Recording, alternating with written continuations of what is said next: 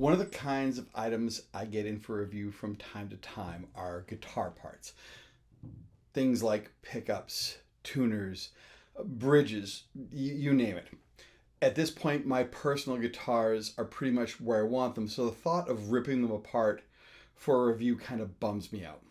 So I decided I needed a test guitar to do such reviews. And with NAMM on the horizon, I was on the lookout for a test guitar that wasn't expensive, had the ability to be upgraded without a lot of hassle, and was an easy local purchase. In early December, a music store the next town over announced they were closing up shop after 38 years, with the owners heading off to retirement. I've been to the shop many times in the past and bought a bunch of stuff from them over the years. And on December 31st of 2022, they announced that they were going to be done at the close of business that day and deals were to be had. So I scooted over and I found this. A Yamaha Pacifica 112J. It was marked down from $279 to $219. I grabbed it and I was out the door in 10 minutes. Guitar came along with a gig bag and it was not a bad deal. It was well within my budget for a test guitar and it still had all the plastic on all the white parts and I was beyond pleased. This is the typical YouTuber plug right here. If you like this channel, hit the subscribe button. The bell icon will let you know when I put up a new video. I have noticed that 97% of the viewers on this page aren't subscribers.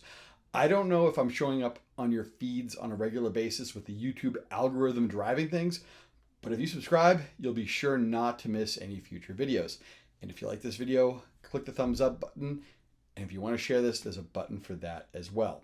Anyways, here's the specs on the Yamaha Pacifica 112J. It's a black finish, a solid alder body, solid wood, yes.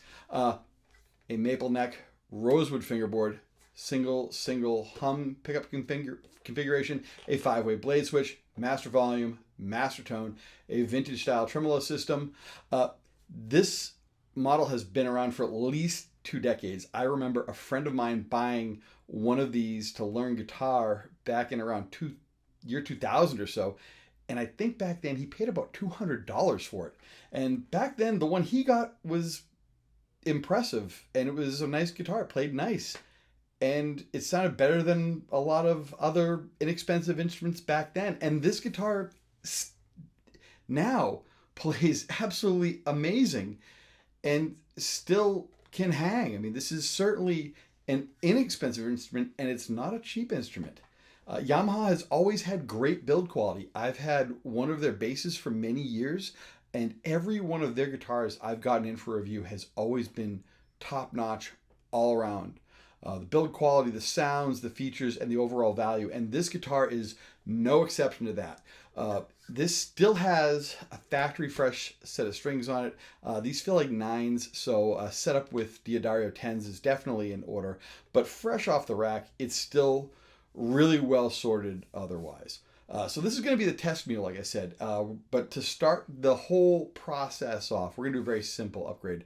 I've got strap lock buttons here that just going to screw on to where the normal stock ones go. They're cheaper than buying the whole set with the receiving ones that go on the guitar strap, so you don't have to get both pieces. So if you have guitar straps that have the receiving end, you don't have to go out and buy both pieces. You can just get these and that'll do the trick, so no worries.